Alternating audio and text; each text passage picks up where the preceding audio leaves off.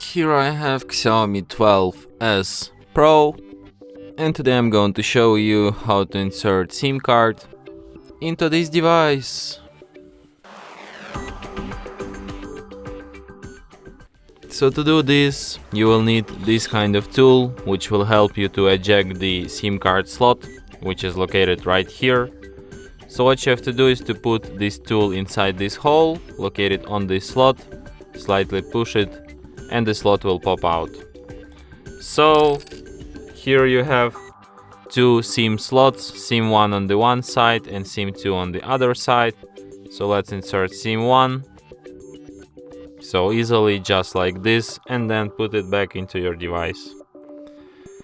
And as you can see, it immediately requires PIN code to my SIM card, which is the proof that SIM card is detected.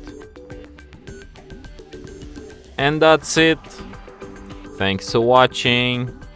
If you find this tutorial useful, don't forget to hit that like button and subscribe to our channel.